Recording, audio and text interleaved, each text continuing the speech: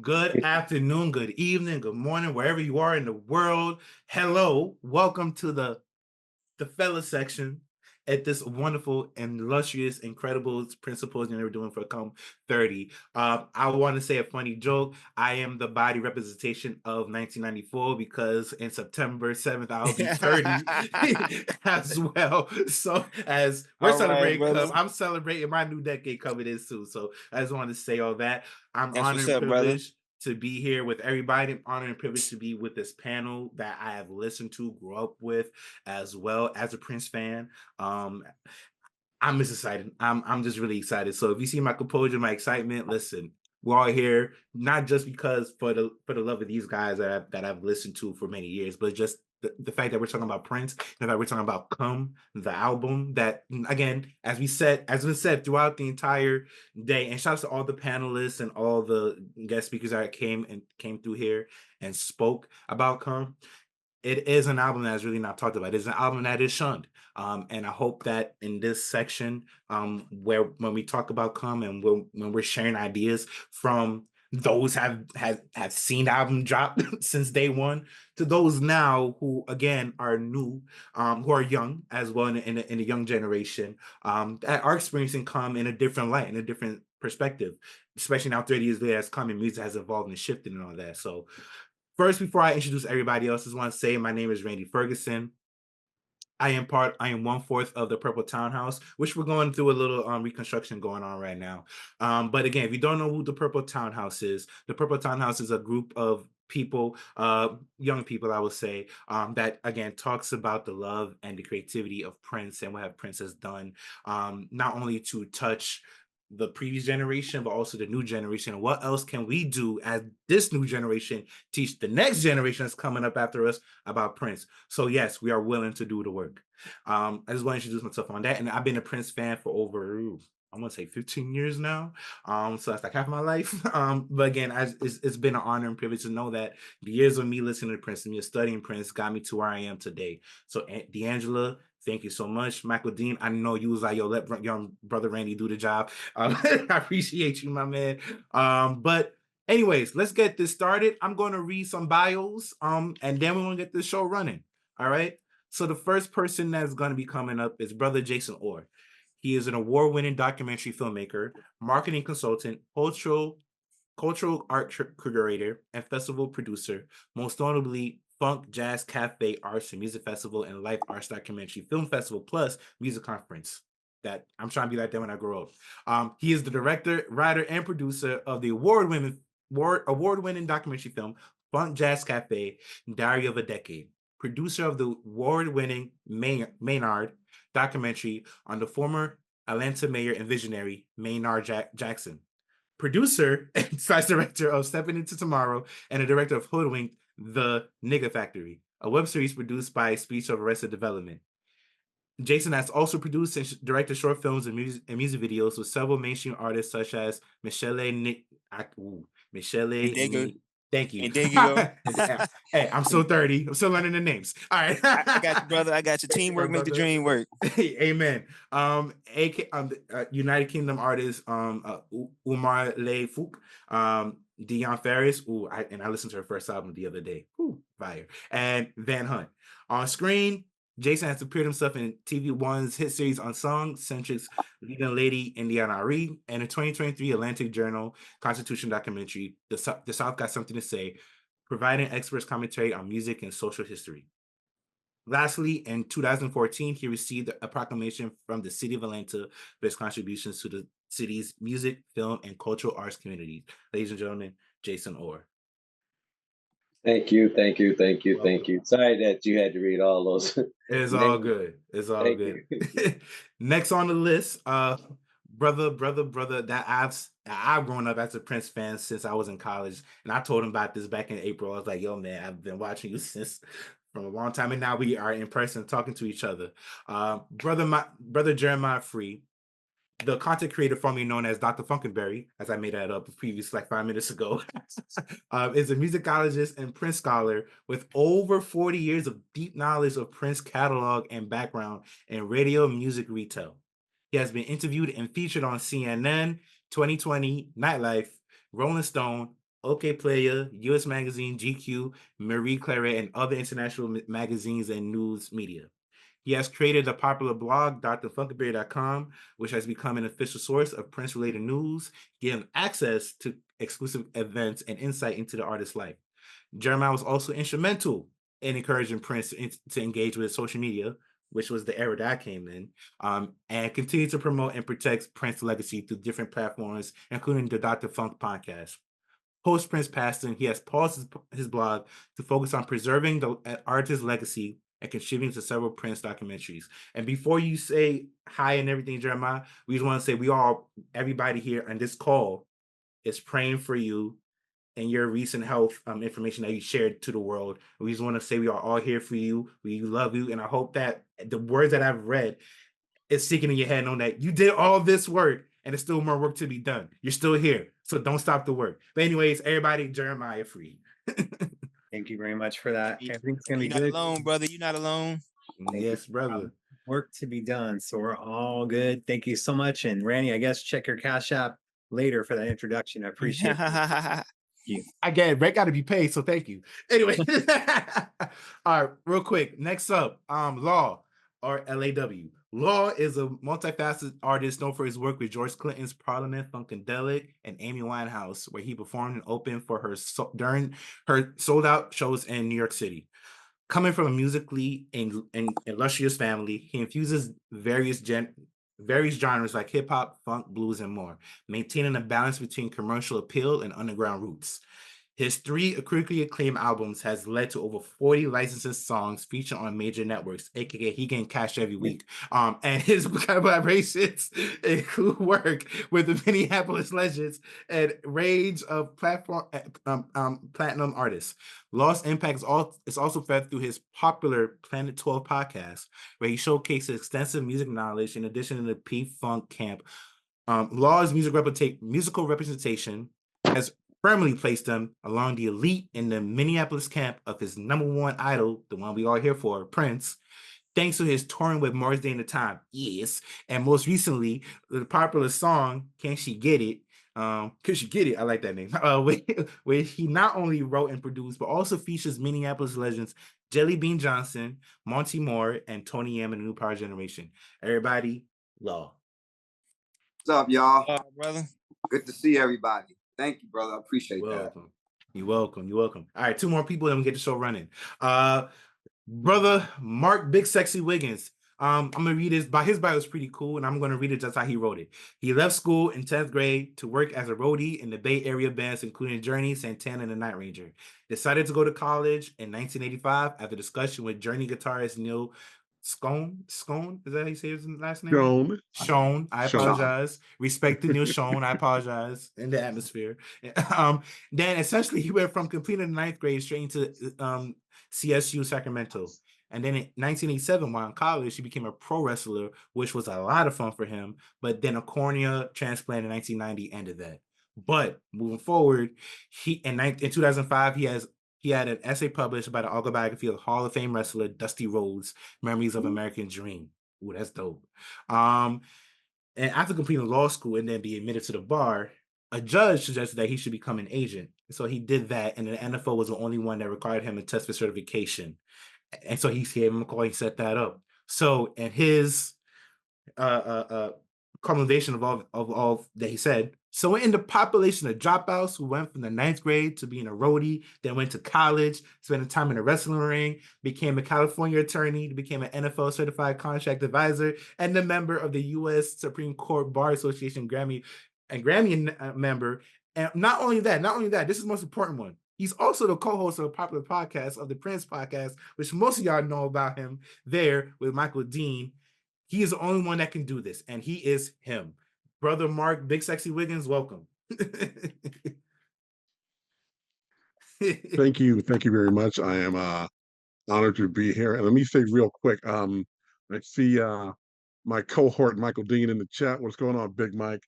And one thing I love about D'Angela's presentations and productions is the academic vibe here. I love this. I love being with people more knowledgeable than me, and that's saying something. And so I'm here to learn as well as participate. Looking forward to this. Same here. All I'm doing is asking you questions, and I'm sitting back, I'm shutting up and learning as well. All right. And last but not least, the man with the bass on the left and on his right. Ricky Wyatt, the Ricker. The Ricker, the one that you just saw a few hours ago, and What Did Prince Do This Week? He is a bassist, performer, comic book author, longtime Prince fan, and a disciple of the MPLS sound. A native of Atlanta, ATL in the house, currently living in Richmond, Virginia. Ricky leads a jazz funk unit, So Wood, and the R&B unit, Footprints. A graduate of Virginia State University's Department of Political Science and a student of Prince's Purple Groove since 1979. Ricky teaches history at the Bindford Middle Arts and Integration Program for Richmond Public Schools and maintain an active performance schedule. Ricky often guests on, like today, What Did Prince Do This Week? Everybody, last but not least, Ricky Wyatt. Hey, what's up, everybody? Hey, Rick. All right, let me get out of this and let me get into the questions. All right, so I'm not going to... Questions. Yeah, we won't keep going. All right, so this I want you guys to remember. I want you guys to think back as far as you can. Imagine right now it's summer of 1994, right? Think way, way back, right? I know everybody look the same in 94 right now, right? Correct. All right. And me, I'm just a thought at the process. If you can't remember summer of 1994 and the music atmosphere that was going around that time, right? We heard a few throughout the day, right? We talked about, I heard Mary J. Blige, right? I heard about hip hop, pretty much gangster hip hop on the rise, being more commercialized than, say, NWA. Oh my gosh, who is these people, right? You had grunge going on. You had Nine Inch Nails going on at that time. So can you give the audience what was music like in summer of 1994? And yeah, Boyz II Men too. Yeah, they was running the world. Yeah, go ahead, Ricky. I'll go because I was a young brother in his early 20s then, man, and there was one artist that was kind of speaking to the young black male, so to say, young man by the name of Tupac Shakur. Was dominating the headlines for movies and music and for his behavior. So the space that Prince used to occupy in terms of being that guy that was on the edge, that was pushing the envelope, had been taken up by some new people who were pushing the envelope, taking the edge. There was another young gentleman from Queensbridge, New York. Here we go. that had the airways on fire by the name of Nasir Jones, that had the streets. And so,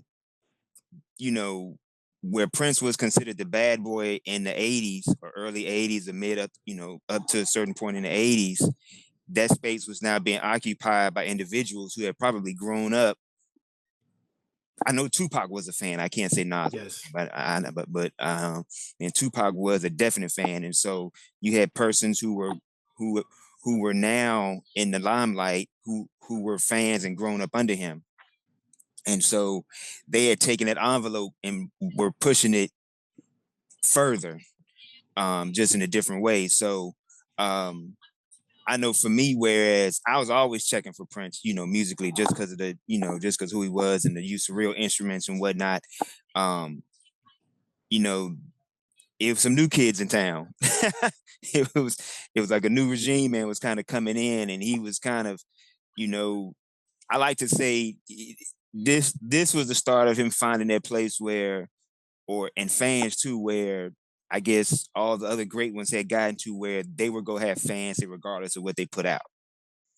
And it was like, it really didn't matter if the songs went to #1 on Billboard or what the position of the album was. They had a solid foundation of fans that they were going to buy and say. I just remember summer of '94, to our previous panel hosts and guests, they were correct in terms of hip hop being very dominant. G-Funk, like West Coast was very dominant in '94. Like summer '94 was almost the summer of G-Funk. I mean, it literally could be like, you could just almost say like that summer was pretty much like West Coast dominated in terms of music. But again, you have individuals who were over there that were influenced by the Purple Yoda because they were using live instruments and music. They never shied away from using live instruments and music. Some of them even tried to sample some stuff, but he wouldn't clear it. Yup, you want to clear them. But you could tell like the influence was there, and you could see it, and sometimes you could hear it on certain songs. Like, is that a riff from this song? You know, it'd be a Prince tune or something like that or whatever. But that, I know that's how I remember it. You know, in terms of looking back on it. I appreciate that, Ricky. I Anybody think else I want to go? add to that in that time, I remember because that's when Funk Jazz Cafe started. So I had a little youthful angst at 23 years old about live bands and the preservation of live bands and live performance. But Prince was the last of the Funketeers, the live music Funketeers. You got to think about that because you guys just compared him to, you know, people your age, Randy, might, you know Nas and, you know, these guys as big dudes, but they were coming up. We respected them in hip hop. They had not got their just due in the commercial market quite yet. Right. But was coming in the way that you know him now. And Prince was like the last of the guitar wielding funk stars. You know, as we saw, he pretty much was the last, you know, real funk star, funketeer star. And but you know, so I paid attention to more of the brand new heavies. You can't forget that came here. Arrested Development and Best New Artist. We was about to get the Outcast, but we were comparing Prince to rappers. You know, because hip hop had become the dominant force. And you know, I kind of didn't compare him to anybody in those categories. And so Come album, much like kind of like Diamonds and Pearls would Get Off, it was his effort to also work and blend and be accepted and dominate this era too, which was, you know, Dr. Dre and, like somebody just said, DJ Quick and all of that. So I was hearing live, there was live music. It was very underground. You still had the whole UK scene with Omar and them, and then you had bands over here that was still trying to uphold that, but the mainstream market did not want to allow it. And Prince kind of put it together. He had already had experience with, like I said, Diamonds and Pearls album with Get Off and all of that, Mustang Mix and all of that. He wanted to do it too, because that's where the funk was going. Nobody else was really funking, but it was funk and hip hop. PE and Chuck D and Bomb Squad and all them made the funk sound like, you know, they was using, and so did Dr. Dre. You know, that was the funk sound. It had an edge, a knock to it, and he wanted to contribute. Looked like he wanted to contribute to that and be like, yeah, I could do that and run that too. And don't forget, he was a young man too. So his competition as a young man, it wasn't like an older dude that was doing something out of his range. You know, he was like, oh, whatever black folk doing, anybody doing, I could do that. You know what I'm saying? So that's what I remember that era in '94. Him giving good faith efforts, like Pheromone. Pheromone sound like, you know, they're playing live, but he's so on top of it. It's like a drum machine and drum machine textures and sounds that he wanted to dominate in that too, and try to even maybe come up with something that would blend all of that together as a fusion. Which he kind of did with Ferno. I think it was a BT show that kind of had a similar theme song. Show. Yeah, for Ferno. So yeah, you can say he did that. Turned me on to the song. I was like, oh, okay. Is that the instrumental from Come? Yeah. You know, like, damn, it's jamming. And sometimes songs need that. You know what I mean? And it's so interesting because at the end of the list for 1994, a lot of people that were putting Come in their top 10 were rappers on the up and coming. Like, people are sleeping on this album. Wasn't you had people like Madonna with Bedtime Story trying to get that stuff, and having Michelle and Ndege on her album and doing these other things while others were playing catch up. Here was Prince still doing it, even though this was a throwaway album. And going back to sampling, he's like, y'all trying to sample me. I'm so bad I'll sample myself, which we saw with My Name is Prince with I Want to Be Your Lover. Then we saw with the remix of QD3 for Let It Go, where he's sampling the Ballad of Dorothy Parker. That's a better man. That's a good mix. So long you can sample yourself. You know, rappers were still, especially the up and coming rappers at that time, were still paying attention to Prince, while Rolling Stone and others were only giving him 2.5 stars or whatnot. Oh. You know, he had it still going on. And then as you had with the summer of 94 and all the music, what was blown up here in LA was Love Sign. Even though that wasn't Yes, it was. like all this stuff. And of course, Power 106 was playing out here, which is the hip hop station. They're playing Prince later in life. 92.3, even Kiss FM is playing it until Warner sent them a takedown note that was a freaking bootleg. But, and this is like a few months before TLC hit with Creep, with Dallas Austin's production, all these different things. And you had JD blown up and P. Diddy, of course, with Jodeci and Mary J, as we talked about earlier. But the music landscape was changing, but Prince was still there, given the funk. And again, it's frustrating because he didn't promote this album, but it's still, look, it made top 15 in the US pop charts, top 10 in the R&B, and it sold 500,000 within its first 2 months for no promotion whatsoever. Yeah. So I move on to the next question because I would love to have Big Sexy or Law answer this next question, and Ricky too. As now we have the framework in 1994. Comes August 16th, 1994. If you bought Come at that day or you bought Come later in 94, you have it in your hand, you go home, you put on the album, and you're taking it all in, right? And like for Ricky, for example, he said he was a Prince fucking since 79. So as you're witnessing this new Prince, as you're listening to him, can you remember your initial reaction and also the fondest memories of listening to Come? And also, because we kind of did touch on it a little bit, did the music of Come influence or fit into the music scene of 1994 and so on and so forth? I'll say it up front, just to expand even more, what we were talking about earlier. Some of 94, I just graduated high school. I'm already touring. I'm doing stuff. So the musical landscape for me coming out of high school, because I was already paying attention to everything. Like Funk and Berry said, that landscape, it was so, in my opinion, even though we've had diversity before, it was becoming more apparent that even though everybody had a space, it still was that, because we can't leave out, one person we left out in terms of who was conjuring up that sort of mixu was a girl by the name of Joy Gilliam, the Pendulum Five. Yeah. We don't talk about my big sister enough. And that's, you know what I mean? Because a lot of those folks like her, Jamiroquai, Brand New Heavies, it was already an understanding, because I always say everybody who was a progressive funk soul or a band that mixed rock and R&B, Prince was already an influence. That's the one, if you notice, that's the one common ground that all of these artists who we just mentioned, because I've always made this joke. I said, you can argue about, I don't like so-and-so, I like a so-and-so, but Prince always seemed to be the only other exception would be Parliament Funkadelic. Prince was and of course, we know how much Parliament Funkadelic influenced Prince. So it all coincides. And hip hop, the rising of that, even though it was already there, because now we have finally conquered the mainstream, it had gotten to a point where if you didn't have some type of allegiance or tribute, even if it wasn't a whole bunch, if you didn't make some type of nod to what was happening, or at least you'd be like, I ain't really into Dre, but that beat is dope. If you didn't have that kind of foresight into it, you were lost. So then here comes Prince Rogers Nelson. And as I've mentioned in many of these panels that we've been a part of, everything that Prince, especially at this particular stage, because everybody knows how I feel about, MPG and the way Prince incorporated hip hop. So we saw it coming.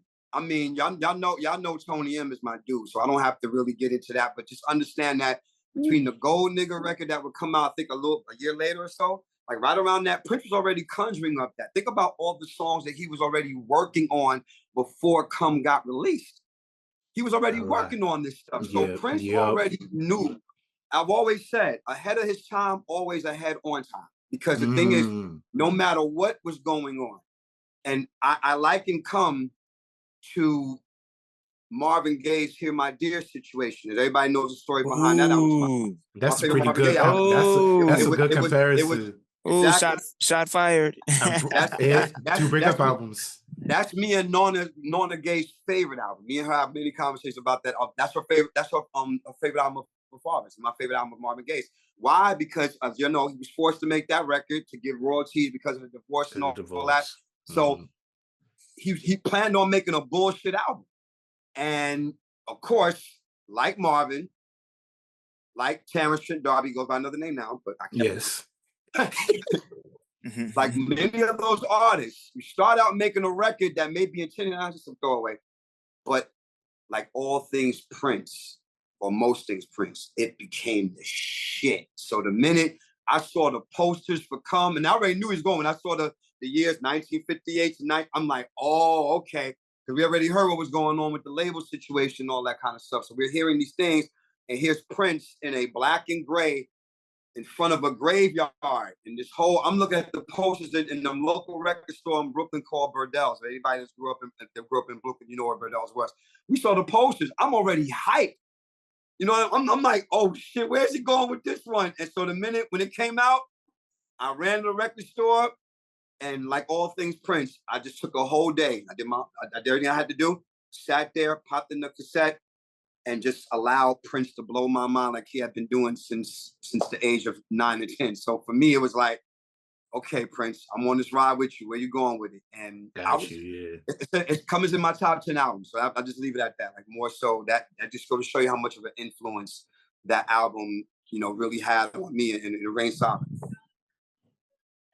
Oh, amazing. Thank you for that, Lord. I just remember, it's a funny story. Well, first of all, the Come album came out at the same time as 1-800 New Funk. So both of them came out, I know, together. And I remember I was working this part-time gig overnight, like a Kmart or something, stocking shelves. And I remember I go into the studio department. People remember, stores like Walmart and all that used to have a studio department where they had the TVs and the radios and all that, and CDs and, cassettes and all that. And so I saw both of them. And I was like, well, like, which one am I gonna play while I'm listening, blasting on the building stereo? So I chose Come first because it had more Prince songs. That was just the reasoning. I said, well, this is a Prince album. This is a compilation. I'm gonna go with the album first. And I remember playing the first song, and I remember listening to it, and I remember my coworkers, everybody was kind of just like in awe, like, what is that? Like we had to play it like twice, like just Come as a song, not the album, but just Come as a song itself was just that so like hypnotizing and groove enticing, where it was just like, man, what did we just listen to? Because it wasn't what was like, what was being pushed on say the radio or say the video channels. It was absolutely left of that. So I just remember just kind of like being captivated by that, just by the first song, man. Like I couldn't get past it, honestly. Like I had to play it maybe like a couple of times and then be like, okay, I need to listen to like the rest of the album, because my coworkers were kind of like, well, can we listen now to the rest now? Because I just kept going back. I mean, the first one, I couldn't believe it. Like I thought it, like I was like, man, like, I mean, so, like he's had some great album opener songs, man, to kick albums off, that sound good. But this one has to be at least top 3 in terms of best songs to open up an album. Like that one, it was just literally just that's come as a song is not as appreciated as much as it should be, and like I just remember just kind of just being captivated by it, even if you just take the lyrics out and just the music alone. You're like, I mean, the sleigh bells, the bass line, you know what I'm saying, all the other stuff. I mean, it's put together so well. It's one of his better crafted tunes, man. And I just remember just kind of being just hypnotized by it. No pun intended to Biggie, but it was just I mean, even now, like when I still put it on, I still get that same feeling. I'm just like, wow, like this is just like, man, if he tops this, I mean, and per what Law said, like if this was a throwaway album or man, I'd have to see what his intense effort would have been at that, at that time. So because I mean, it certainly didn't come across that way, like it was. I mean, it came. I mean, it didn't come across like it was a throwaway album, but we had been told that it was a throwaway album. So like that was just the mindset. But yeah, Yeah. I remember listening to it back in, well, it was funny actually. I listened to it first time in 2014, right? And just listening to it now, at that time, 20 years later, as music evolved and progressed, I'm harkening back, say the first song come, I'm harkening back to say this is an allude to legit neo soul, right? And you're Mm. talking about the bass line, you're talking about the PM. Like you strip all that down, you might have a demo tape for D'Angelo's Brown Sugar, you know. Ah, So okay. that comparison, as I'm Okay. listening to it, is like, I'd hear the neo soul stuff, right? But then also I do feel like this is one of the most Prince's eccentric album just because of the subtlety of not doing too much was also doing too much. And the reason being of the musical genre is that it's being expanded on come, and like we heard all day, right? I really would like to know why Michael Jackson and Prince have a very entry interest in Nine Inch Nails. That's one thing I would like to know about, but that's gonna be another conversation another day. But you hear the contributions of Nine Inch Nails and Prince's come, right? You hear the grunge a little bit with Papa, right? You hear the hip hop effects around it, right? And I'm thinking more like Quincy Jones the third, right? When he had him do the Let It Go remix, I think he did. Yeah. Yeah, Yep. right. You kind of hear that in the music of Prince, right? And I would love to talk with Chronic Freeze. I mean, that would be a very interesting conversation to have, just to have that knowledge of the come era and his musical mind at the sense, right? So to me, listening to like 20 years at that time when I was listening to it, it was like it was a breath of fresh air for Prince. It was kind of outside of his norm, but he still made a Prince. So it didn't feel weird, but it didn't feel out of place. That's how I took about it. But yeah, let's move on to the next question. I know time is kind of running on us, and we're having such a great time here. I'm gonna throw this question to Big Sexy, and then I'm gonna open up to everybody. So the come era is still portrayed as a murky era due to everything that was going on in Princeton 94, like we said, right? The Warner Brothers fiasco, the name change to the love symbol, people calling him the artist, having new people come to his camp while losing key members in his camp and the MPG because it went from a whole band to now it's down to like 3 people in the MPG horns.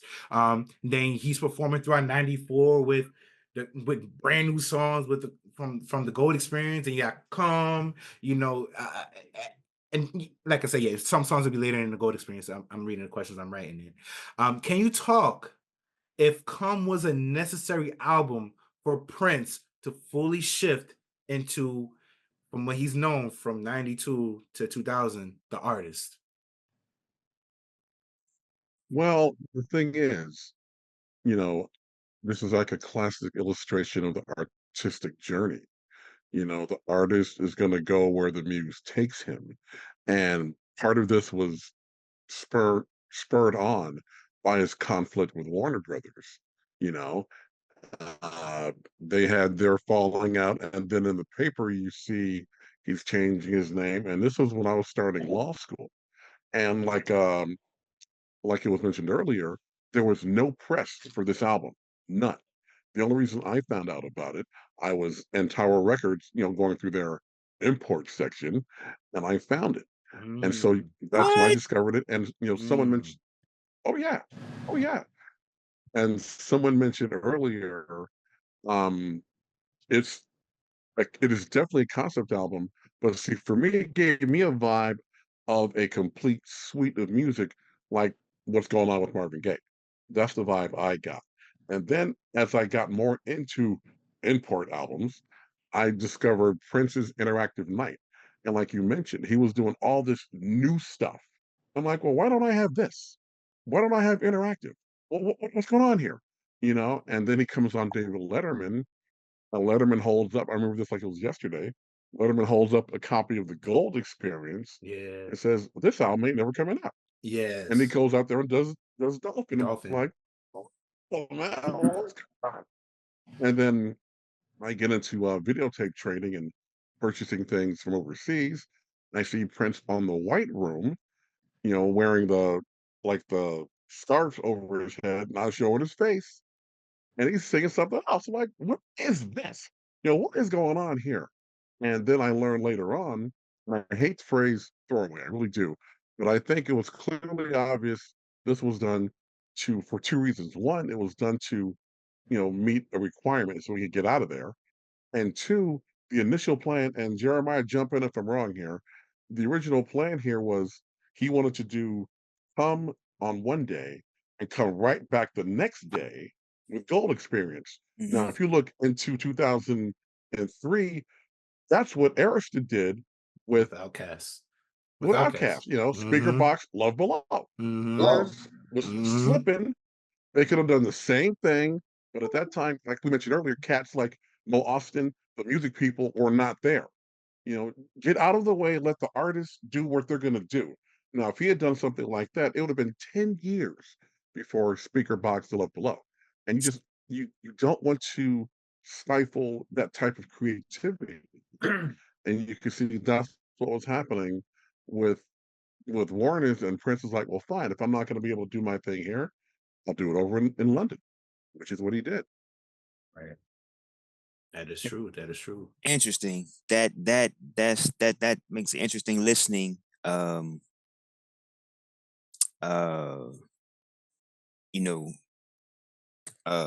Compilation, gold experience, and come back to back. I don't know what you think about that, Jeremiah.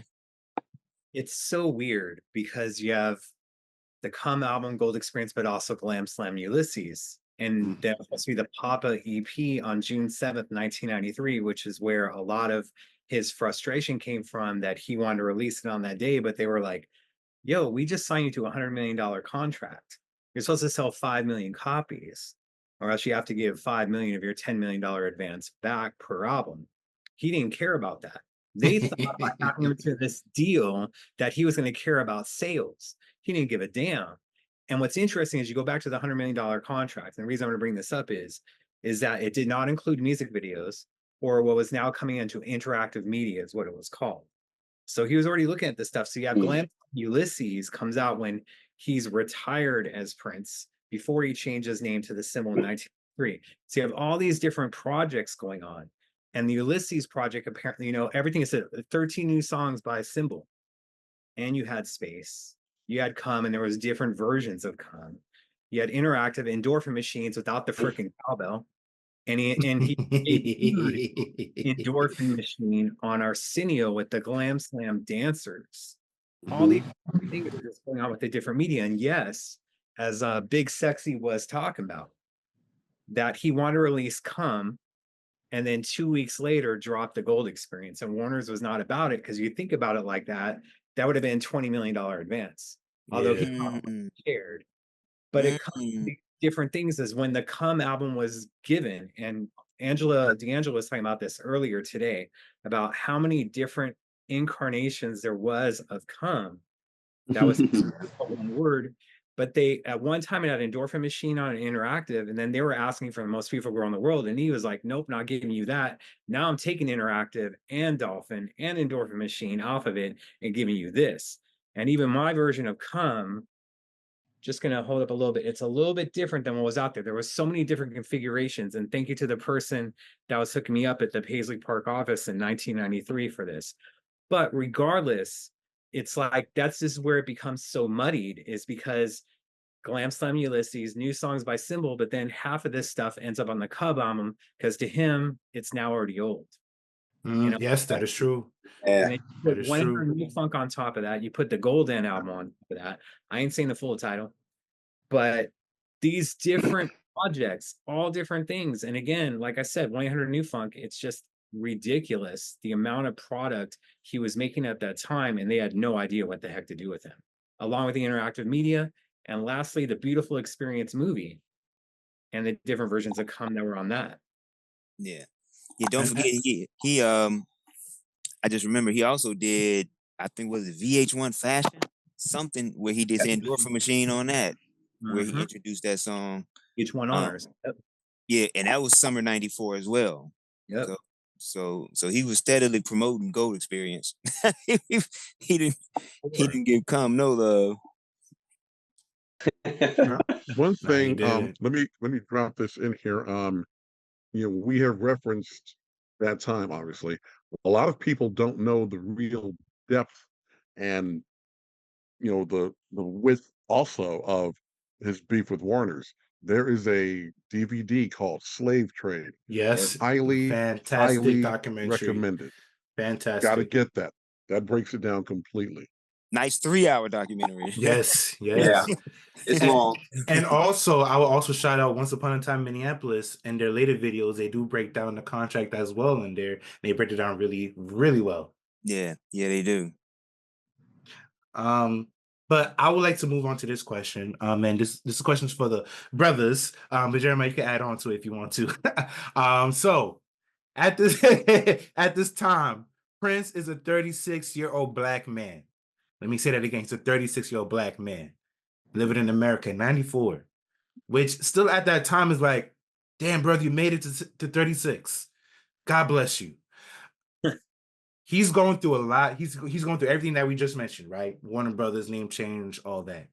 Mm-hmm. And additionally, he's in an era where misogynistic and hypermasculinity of hip hop is being commercialized right now. So everybody wants to be Biggie, Tupac, so on and so forth. His plight as an African American male is also at an upper echelon that only a few people can touch, right? And I'm pretty sure at that time, the only person that he talked to was at that upper echelon is Michael, probably James Brown, and the pioneers that were up there. And he's there. Does the Come era represent his unique plight as an African American male that made him feel secure within himself, which is AKA becoming the artist? Absolutely. This is Prince we talking about. No matter what, if y'all know, no matter what scenario he would have been going through, musically, he's going to remind you every fucking time who he is.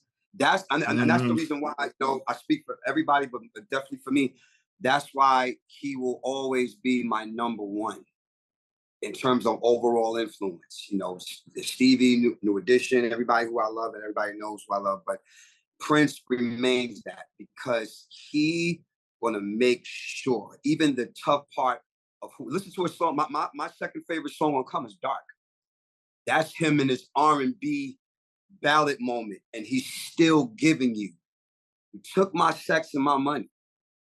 You took all my self-esteem. You had the nerve to think it was funny. I never knew a bitch so mean. That's Prince. That's Prince. I mean, that's why it's almost like his stance as a black man is always in retrospect, even when he plays on metaphors. What he said, like an innocent man that's on death row. I don't understand what made you go. I had to think about it. I was like, damn, that's pretty deep there. But that's who, again, with every project, especially for Come, in my opinion, right before the Jehovah Witness period, that whole section of Prince's music and everything else, that's the last chapter of the bold, rebellious part of who he was. He was still rebellious even after that, but it was more so, don't get it twisted. I'm going through some shit right now, and y'all kind of follow me on my journey with the name change and slave and all that. I'm still that motherfucker. I'm Prince Rogers Nelson. Understand, Minneapolis, all fucking day. And if you look at all the shit that he was doing in the performances, he would, even in the clothing, he had a way of letting you know. That's why, I'm very detailed. Anytime Prince performed during that era, I'm looking to see what kind of clues he's going to put in, in the details. See, Funky Barry know what I'm talking about. It's almost like you can see, you just wait for the performance to see the details of what kind of message he's going to send to Warner Brothers, or just some shit he just felt like saying because he's in the position that he's in. Prince absolutely, as always, did not give a shit. Even with all this product coming out, and then him saying, well, you can't put out that record now. He's like, listen, man, I'm already, and he said it earlier, it got old. The new shit already got old to him, but thank God that it was still new to some of us who hadn't heard it or heard traces of what was bubbling at that time. So right around the time when these records came out, Prince took the personal stance and remained who he is while still being expressive. Even the beard and the goatee got crazier, in my opinion.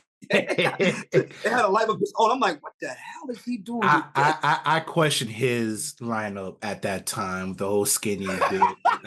I question it. I don't like it. I question it. I don't like it. It's like Prince. Come on, brother.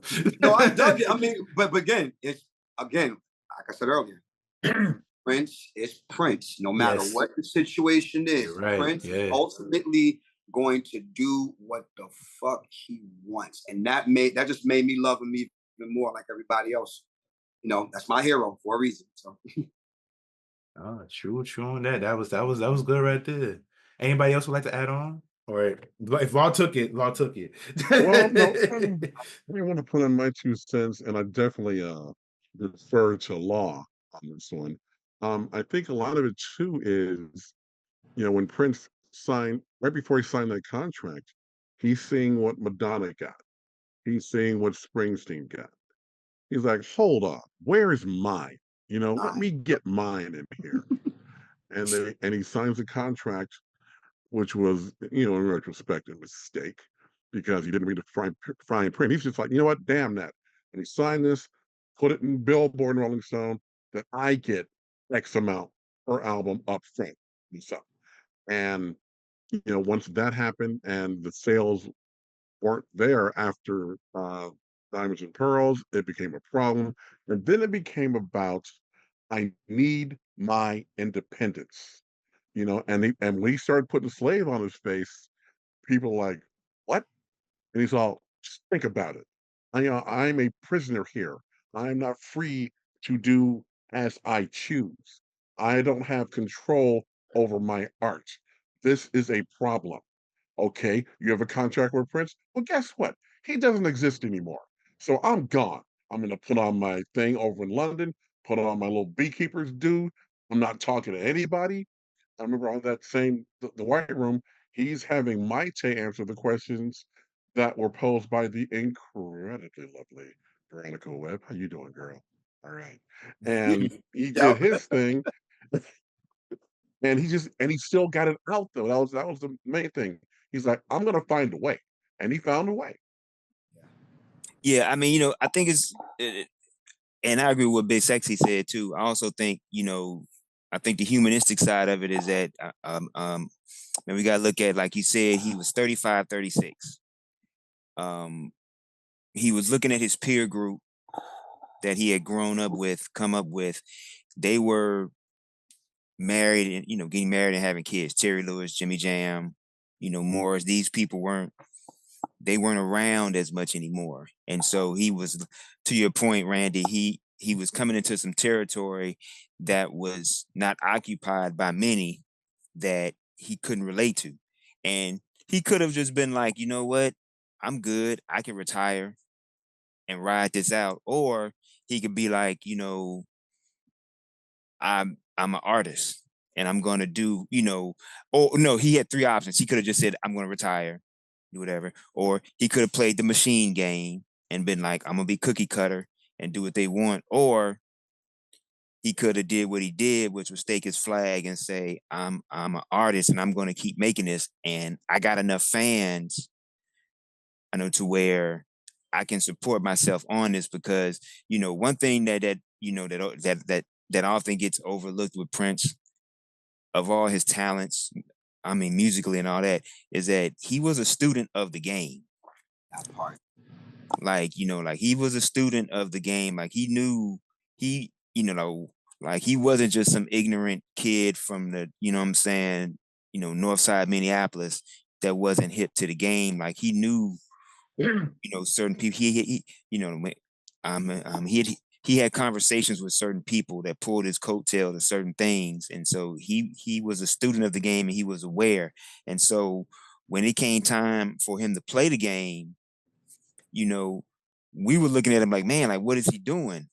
But he knew what he was doing. And he knew the chess moves that he was making. And he was seeing moves ahead that we at the time couldn't see. Thus, when people saw him write Slave on his face and they were tripping on him like, oh man, he's bugging out. He's doing this now.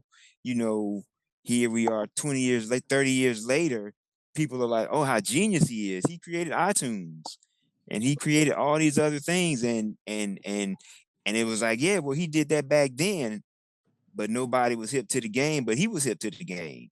And he started coming in. He withstood his lumps with it. So I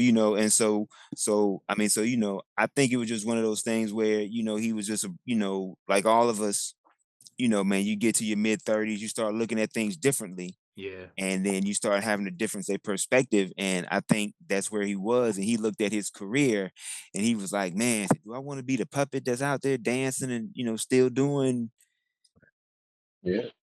this, or do I want to just kind of be like, where are they now? Or do I still want to be kind of relevant, type deal? And fortunately, man, for us, he made the choice to still be relevant on his terms, Right. and it panned out for him. And just to add to this, just because the Black experience I can't do, but you have Dark. You have a guy in his mid-30s now, life experiences. Never knew. I mean, like an innocent man on death row.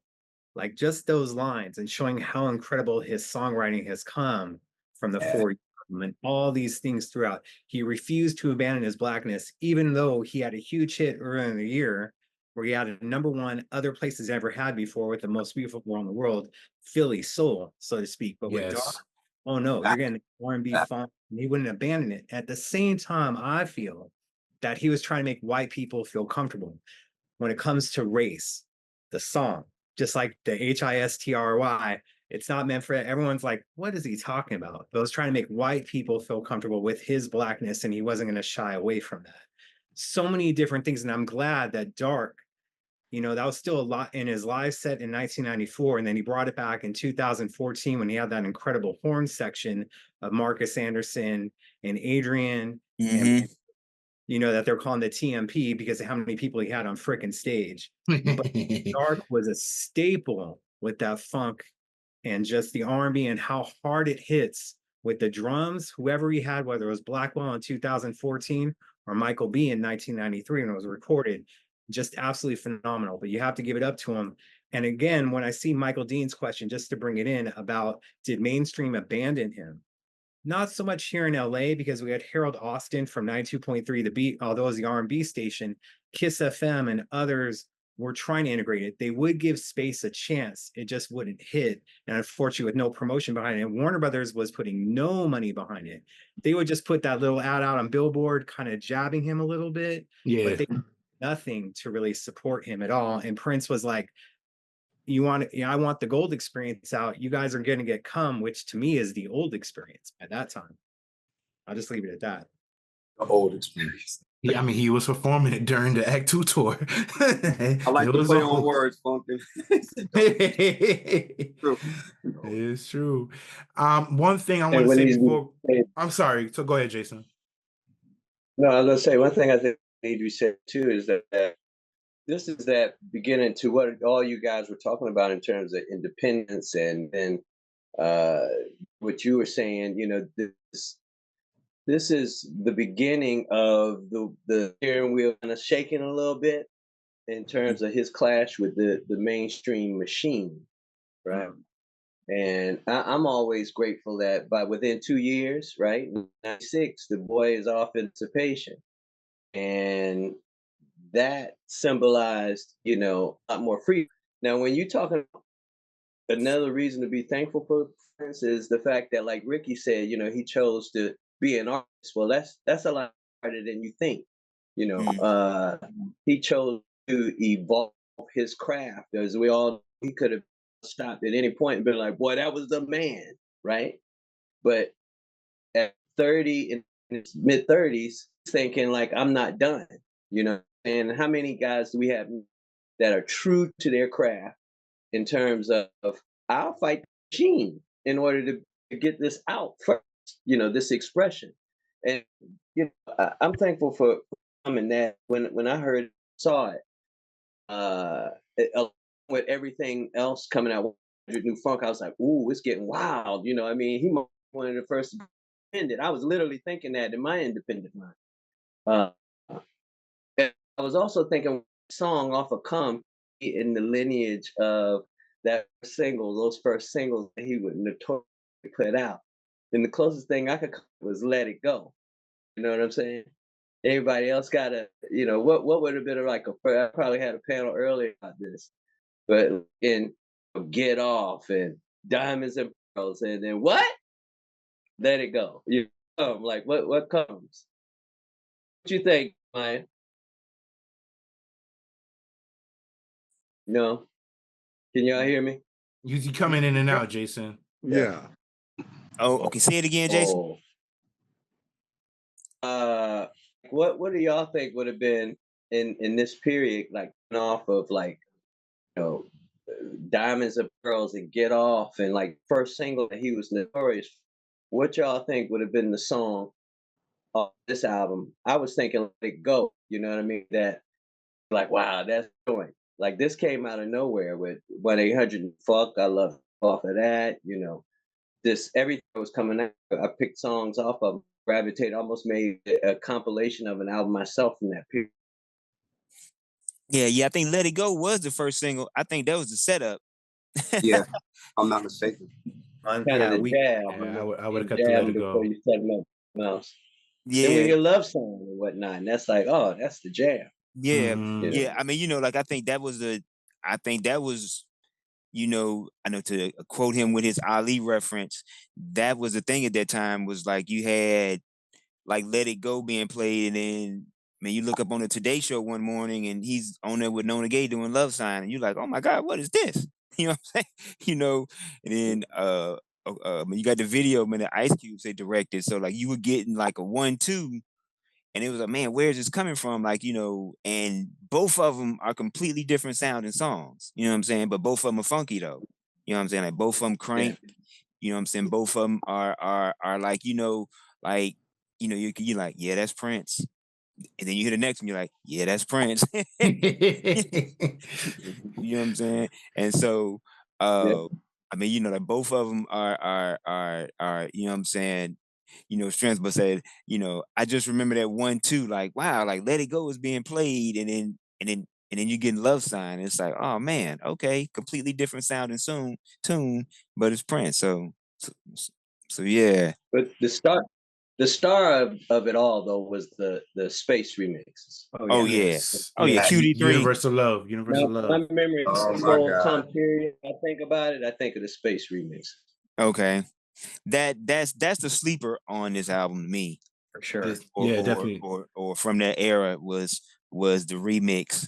And in there again, I say, you man, you got Mega Superstar reaching and getting these remixes done, which he had never did before. You know what I'm saying? Like back in the day, like so he never had, people do remixes for him like that. But then like you're getting a QD3 who was primarily known for working with Ice Cube and Yo-Yo and doing West Coast stuff. Or man, you're getting a Shock G, West Coast connection again. You know what I'm saying? Doing Love Sign. So yeah. Prince doing his Sugarfoot. You know what I mean? Yeah. You gotta love when Prince do his Sugarfoot. Yeah. I say that more so because at the last Prince tribute show that we did in New York at Triads, we did the Universal Love remix, and it's crazy because the day after when I went to the Symposium, everybody and their mother was saying, "Yo, you did Space, you did." Nobody does that. So that's how you know how committed I am when it comes to this album. But definitely that song. And I give credit to my best friend in the band, my longtime guitar player, Errol Lord E. Hibbert. I think he's in the building tonight. But when we were putting the list together, he was like, "Lord, Universal Love remix of Space." I said, hell yeah. So the minute we went with that, I'm like, let me precise. You know what? You're going to sing lead on it, though. I want to go and get direct. We done did all this other stuff. And again, hearing everybody speak on that and everybody in the chat room. And I just knew. So then, like I said, the next day when we came, it was like, you did Space. Nobody does Space. So that's how I knew that we made the right decision. So thanks to everybody in the chat and everybody here for just showing love to that song and a true testament, again, to the influence and impact of the Come album, period. And amen to that.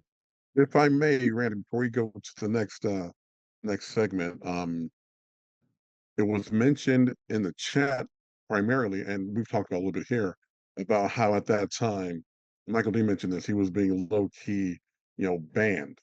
And the thing is, when you look at our musical history, there are times where artists just and I'm going to speak at labels as a whole. There are times when the artist has to say, you know what, no, no. Um, Stevie Wonder, when he wanted to do his thing, he actually walked from Motown. Yes, Then he they did. came back and let him do his thing, and then we get this incredible string of music. Marvin Gaye sees that, he's like, well, you know what, I got to do my thing. I got to do what's going on. Barry Gordy's like, I ain't releasing it. And Marvin's like, then I ain't recording, and fuck you. And eventually he released it, you know. And same thing with Prince. You want this, you're not getting this. I tie this to the scene in the Marvel universe. Sometimes people tell you to move, and then you say, you know what? No, you move. Ooh, That's yeah. just how it has to be Yeah, sometimes. And that's what he yeah. did, and that's what I just really admire about it. Yep. I like that. It's so frustrating because Warner Brothers put more energy in trying to block Love Sign getting played on the radio than they put in for promotion for Let It Go and Space. They would have done that blown up because Space, like I said, it was getting played on some mainstream radio stations even more than Let It Go. It's ridiculous. Warner Brothers did not have the hindsight. Fortunately, as we're seeing now with Randy 20 years later when he had come, and now 30 years later, at that time, Prince was seen as this weirdo. He's off the deep end, changed his name to a symbol. But as Violet brought out, now it looks like a creative move. By then, he got ridiculed, whether he was on Letterman, whether Rosie O'Donnell a few years later, people didn't get it. Arsenio got it, but even at that time, he wasn't on Arsenio to promote because he was trying to do everything he could to try and get out of the contract. Mhm. So And that started the day one we signed that contract. He was like, I'm gotta get out this contract. Before we go to the next question, I definitely want to say everybody on the chat who's watching, which is 87 participants. God bless each and every one of you that are here right now. Just listening to us just nerd out on the Come album. We truly do appreciate you. Don't forget tomorrow's day 2 of this symposium. We got a lot of dope people coming in and talking with their presentations as well. And also, I think the female version of this is tomorrow as well. So please, please, please come out. Dan, I'm doing your job, D'Angelo. Don't hold on now. Cash App, put up your Cash App. Say it again, D'Angelo. 30 more minutes though. I know. I'm gonna tie it. I'm tie it. All right. Well, wait. But since I'm on screen, Law, does this look Wow. Yes. Law, this is the only set list I have ever gotten in my entire life, and I've been to a lot of shows. So just Awesome. Hey. Wish saying if it's Laws in your town, check him out. Please, for the love of God. Check him out. Thank you. Wow, that just made my whole weekend. Thank you. Wow. Hey, there you go, Lo. You got Lo. Get with me after we get off the air, Lo. I need to talk to you. Oh, hey, let's do it. And lastly, before we get back to the questions, for those who want to ask questions, we'll do a little Q&A for the with the audience. There is a Q&A section in the bottom of your Zoom window. So please drop the questions, Brother Dean. Drop your questions in the Q&A section so we can see it. All right. Thank you very much. All right. I'm going to since 5:05 and I want to see people's questions. I'm going to the last question that I have here. And this is a question that I kind of want to spend time on a little bit. So again, I'm part of the next generation of Prince fans, as D'Angelo has been talking about. And the past few years, I won't say 2 years, there's been a lot of new Prince fans that I've seen that are younger than me that are picking up his music and loving it, right? The main album that I see every time I'm on Twitter, I'm on Facebook, I'm on IG, it's Come. Almost every single young Prince fan loves that album. Now, I don't know what it is, but I can tell from my experience when I listened to it back in 2014, it just felt like an album that was right for that time in 2014, even though it was in 94. It was just still timeless. And you can still tell by some of the sounds that were in Come, it's still relevant to that time in 2014. Because I think at that time we had Miguel going on, Frank Ocean was still kind of like here and there. Bruno Mars was coming up. I mean, R&B was in his was like R&B was in his questionable era at the time, but the alternatives, the ones that came out from R&B and did their own sound, you kind of can see the similarities that Come has, and I feel that this generation of Prince fans had that same similarity as well, right? And as we know, this album was not shown in favor in the Prince fandom, and all 87 of y'all that are watching it right now can agree. Y'all did not like this album like that, or didn't talk about this album like that. He's like, come on, we're gonna put this away. Go experience now. Here we talk that. Here we here for that, right? As OGs in the Prince game, how do you feel about the generational Prince fan shift to come? And also, has the album's legacy evolved today? Anybody can answer. You know, I'm glad that I guess the newbies or the next power generation is kind of gravitating towards that, simply because you're not gravitating towards what the suits are telling you is popular. And I think part of that gravitation is that one thing with Prince music is that you always get is that it's authentic and it's him coming through it. It's him playing the instruments. So you hear that. It's him being a drummer, it's him being a bass player, it's him being, so you feel that even with the lyrics, you can try to figure out, okay, who's he talking about in this song? Or, what girl is he writing about in this tune or whatever. But I think you feel that coming through. I think like anything, some stuff just ages well with time. And I think Come is one of those things. I mean, it's like a fine wine. It just ages well, say, with time. You know, people gave Stevie Wonder grief for Journey Through the Secret Life of Plants.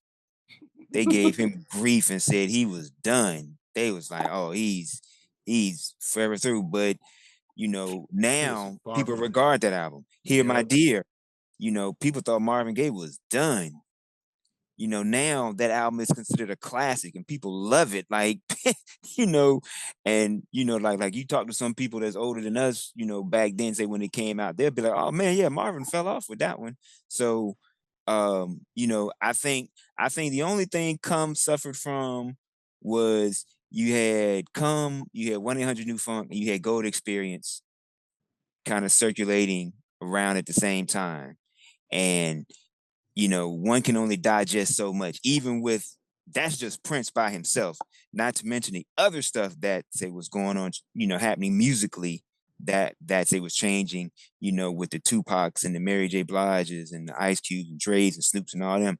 And then like Jason said, you had the and the UK movement was really making some noise. People don't really want to say that, but they were, in terms of the live instrumentation piece, Brand New Heavies, Jamiroquai, Incognito, Omar, like all of them were keeping that like authentic, like R&B sound, relevant. And so, you had those things going on at the same time. But I'm glad that I'm glad that I'm glad that this album is being celebrated. I'm glad that man, the newbies kind of found like this album and not have someone tell them, hey, yeah, check out Purple Rain. Like, no, you know what I'm saying?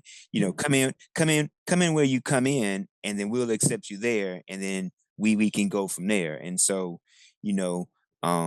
that's just my take on it, man. No, that's beautiful, sir, Ricky. The kids who are willing. I've always said that from the very beginning, because in this generation, I used to say it was split in two, but now I'm understanding and seeing more of it, because when we talk about Purple Rain, and everybody can attest to this, because we're going to be on the sidelines like, okay, like that's easy. But then what I've seen in the last probably 10 years, not only at my shows when I do my stuff, and then people get a chance to see my posts when I talk about certain albums and certain artists that influenced me, what I've noticed is the chain reaction of either the ones who are around our ages, but then they have kids that like my stuff, but then a lot of them, like one of my fans told me, he's like, yo, Lord, my daughter went and got my Love Sexy album, because I'm a diehard Prince. And it's like, wow, see, I said the thing, and it's so interesting because again, that when the music is timeless in any form, because remember, you have the art and then there's the commercialism of the art that falls into the mainstream. Now, mainstream is easy because when it's spread to the masses and it's popular, that's easy. But now a lot of the young ones are starting to discover that, especially with low record sales, because record sales are not what they used to be. So now, think about it. So now, especially in hip hop, it's no longer what it used to be. You know, Sexy Red sold 27,000 copies of her first album back then. Now, she's an independent, that still kind of works for her. But if you're talking about the hoopla, it's no longer it's no longer that. So the thing is that now this generation is understanding, you know what? It's not even about anybody being extra popular selling millions of records. It's, I like this artist and they're dope, whether they're old school or new school. So now, because of all of the spreading out of everyone, people are forced to go backwards. The same way us 80s babies had to go backwards. Understand the difference between jazz funk Kool and the Gang and mainstream Kool and the Gang. Now, both work very well. To think about it, we had to go backwards to understand what that was. So now these kids, again, they're hearing about, you know, Prince is gone, so they're hearing about it more so like, oh, okay, that's back in my mom's, dad's generation. But then now it's like Purple Rain is usually the starting point. But now there's the other people who want to go even deeper and further. So to Ricky's point, because I've seen that too, I'm like, oh, wow, like they're really, like I told you, my fans that never came to my separate, because, you know, my Prince tribute shows are separate from what I do in my regular show. When I do a Prince tribute show, there's some people that had never heard America before. Can you believe that? They didn't have Round the World in a Day. It's like, what's that Prince record you did? And I'm like, wow. So that, I'm doing my part. You know, I'm definitely doing my part in educating through the music and through when I do the posts and stuff like that, same way as Funkenberry does with a podcast and his amazing take on everything and giving you the real history. So, like I said, to the point, you know, I'm seeing a lot more of that happening now, and not just my children, even though they're grown, but it's the same thing. You know, they got raised on it, so they understand and know what's up. Well, one thing for me, and as embarrassing as I do not wish to admit this, I am probably the oldest person on this panel. So I got to see it all in real time. I remember exactly the party I was at when I heard Soft and Wet. You know, I'm going back, you know, so I grew up in the 70s. So I remember seeing things like Stevie Talking Book when that came out, and it hit differently. And as I get older, and I will own this. I can be a music snob. Shout out to Arthur, you know, and I'll be at concerts and people, and I was telling D'Angelo this, you know, last night, and people will come up to me, oh, what's this? And it's like she's always in my hair. Oh, what's this? I'm like, why are you speaking to me, you peasant? Be gone. But at the same time,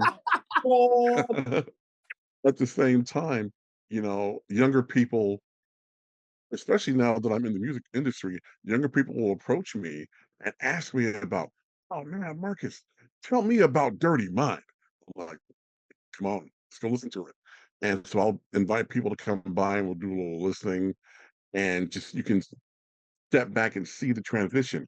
And it's fun, you know, and I'm not trying to put myself on the plane of my man Jeremiah, but for me, it's great to expose the younger minds to things beyond Purple Rain, you know.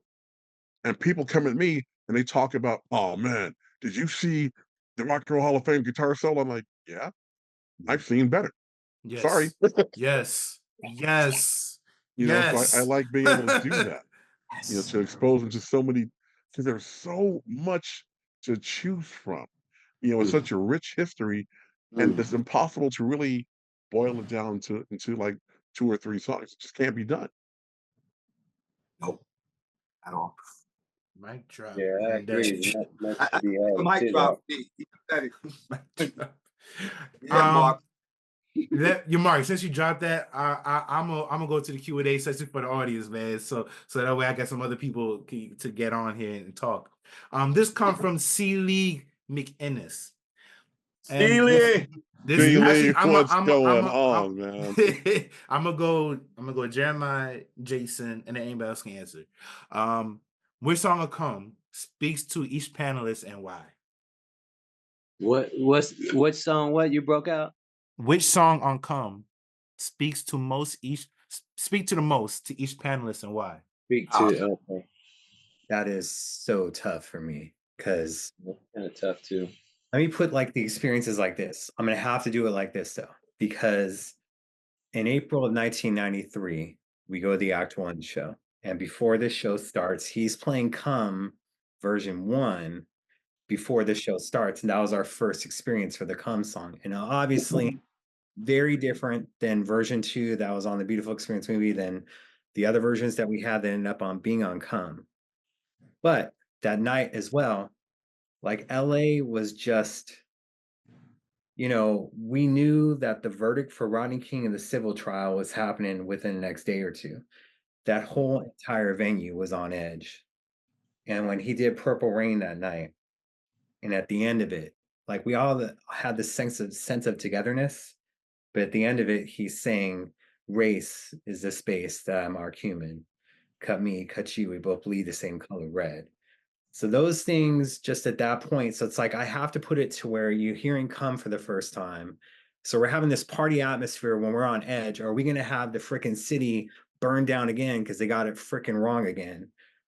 Or we can have this sense of togetherness and how he brought stuff together, that we're able to party with Come being played for the first time and this sense of togetherness with just the lyrics of Race, just having it focused. So it just makes it hard. And at the same time, though, to jump around and Space and Universal Love mixing the acoustic, all that stuff speaks to me. But the entire album as a whole, just as a huge point of just bring me back to that moment in April where we were just so worried about what was going to happen. So that's my entire Come experience abbreviated. What speaks to me mostly on this album would probably be the Space Funky Stuff remix. And there's nothing deep, it's just the funk, I like the funk and him, anytime I heard him trying to do Sugarfoot with the oh girl, I ain't gonna stop.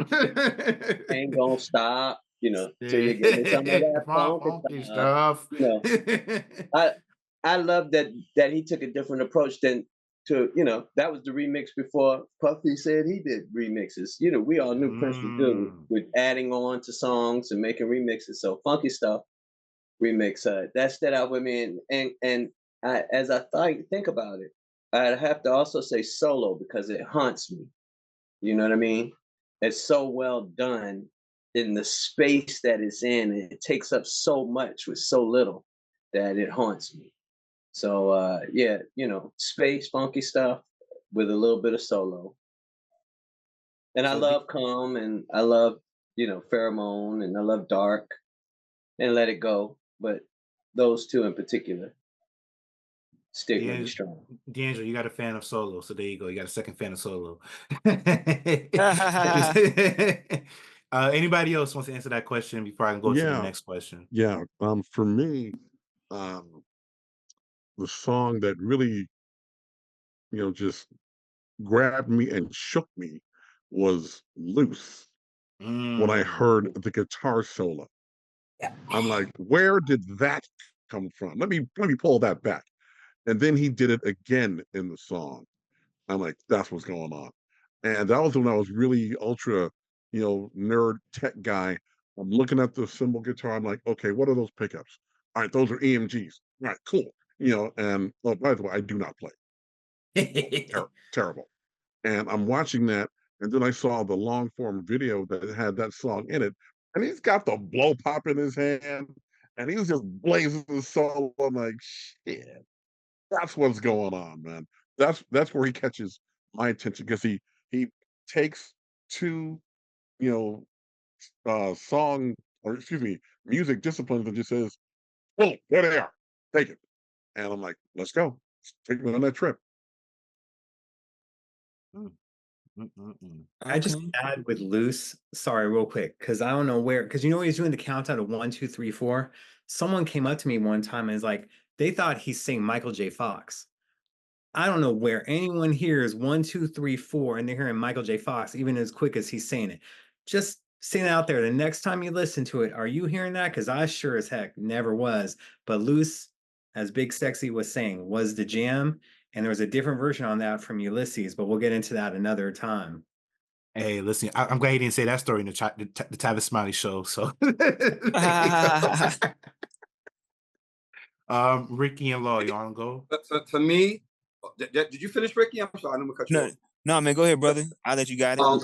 For me, Papa, because the rebellious musical side of who he is, with all this techno, with Loose and eating all this stuff going on, the R&B part of Dark and all that stuff, Let It Go, and then boom, boom, boom, boom, boom. It brings you in.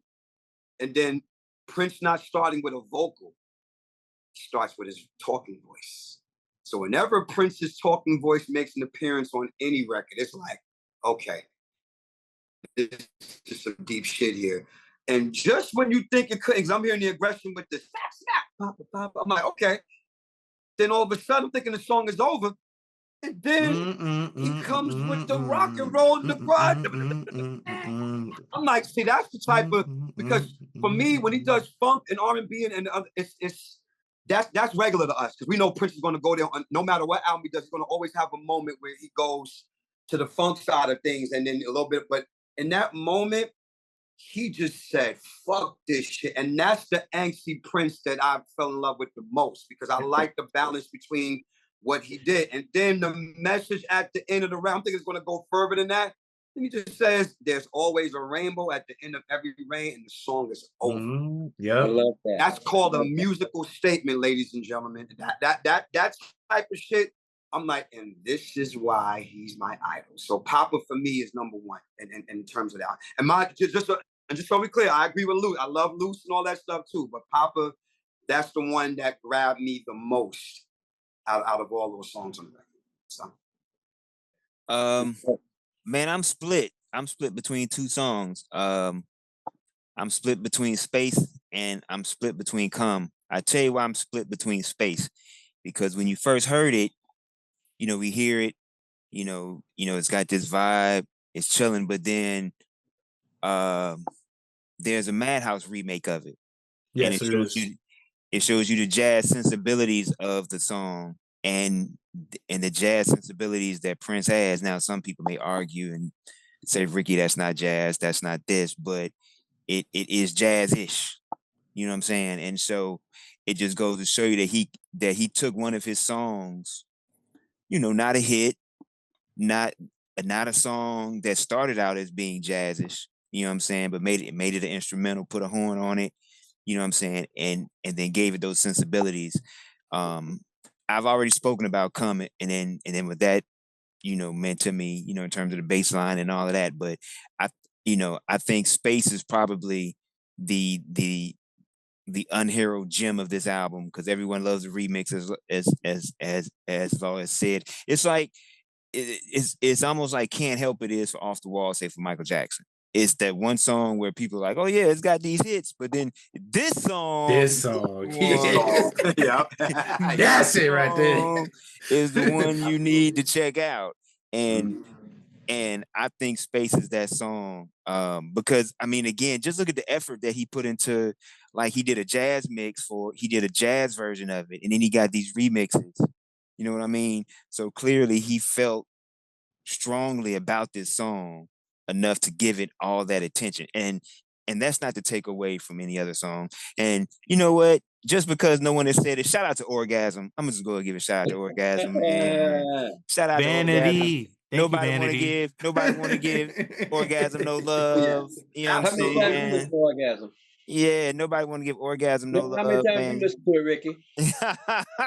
and also gonna add for Orgasm at the end, right at the end of the album. What he says right at the end of the song, I love you. I love you. Yeah, oh, man. What a way to close the album. Man, I tell you how many times, man, the people had to probably try to skip that song while listening with their parents or somebody. Let's take it down. Or man, listening party or something, that bad boy, come on, you like, oh man. Hey, Dwayne, shout out Dwayne. If you ever do sessions on this one, we'd love to hear. You gotta do some background on that one, Dwayne. I wonder how many versions of Orgasm is out there. It only takes one. Yes, mixed. Oh yeah. We gotta find the tapes. It's in Iron Mountain somewhere. Yeah, it's somewhere. It's in somewhere. I would like to add on, and before D'Angelo comes on to wrap it all up, my favorite song on the album that speaks to me will be Pharaoh. The reason why Pharaoh is because I feel that's his quintessential, his final realization of, oh, this is how New Jack Swing is, right? But at the same time, he's interjecting different elements of New Jack Swing and with different genres to put it all together for that song, which to me just stands out very, very powerful, right? And then also, this is how I know like this was a really, really a black song that Prince has made because of that of the loop that's going in the background. Fair film, nigga want to die. You know, it's just like what nigga want to die. What do you mean want to die? But then you get to the lyrics of the song, which is very, very promiscuous. You hear that, oh, this is why he wants to, quote unquote, that he wants to die in the rush of the sexual activities, right? And that also brings me to the point of where he was sexually at the point in time in his mind, right? Yes, he was still that nasty Prince, but also he was exploring that maybe that S&M side, but also still tying in to the spirituality side, still tying into the humanistic side of it all, because he still doesn't want to go that far. Like, yeah, I know I'm nasty, but I'm not gonna go that far. I'll show you elements around it, but I'm not gonna be like, tie me up, throw me in the bed like I did 2 years ago with Velvet the organ grinder. I'm gonna make it very subdued. But then also you feel a kind of tone of darkness in that song too. And that's what question I wanted to ask y'all before time ran out. It's the darkness tone of that album, right? You can feel it. You feel the funk, you hear it.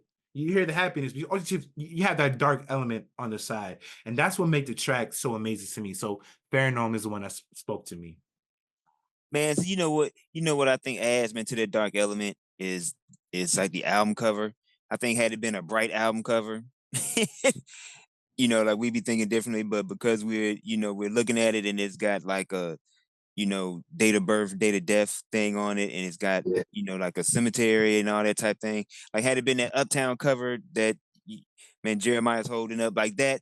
Okay, had that been the cover, you know what I'm saying? It'd have been, it'd have been totally different feeling about the. I mean, to your point, like that plays a part in it because you're looking at the cover, like as you're playing it, or like you see it so many times over the years, it gives you this feeling of that. But if you had a different cover for it, like you might think of it differently. So, and that may have been some of the reason why Warner's was like, we ain't gonna promote this, man. I mean, it's like, it's kind of like, man. I mean, at least give us a better cover. He probably was like, nah. And it was like, all right, okay, well, yeah. This is it. You gonna get what you're gonna get. yeah. The darker the better. That's always been my thing. You can have the bright moments of who he is, but for a guy like me, the polished part is great, but the more raw and the more dark, the better. So I was going down that rabbit hole with him anyway. No matter, like I said, no matter where Prince went, I went. I was like, oh, okay. Yeah, indeed. We're going dark. Indeed. So. Right. Go dark. I don't see D'Angelo. Oh, dang nabbit. I saw her on the screen, but I was going to ask one more questions for the musicians. But D'Angelo, I know we got to wrap it up, so I'm gonna stop. Yeah. Oh no worries. And then some people in the chat, Ricky, I don't know if you missed it. Technically, it's not a cemetery. It's the La Sagrada in Barcelona. It's a church. Thank you for correcting me. Yeah. Same here. I'm good. Thank you for Tell correcting him, Ricky, it felt like a cemetery, didn't it? Yeah. Gate looking like a cemetery.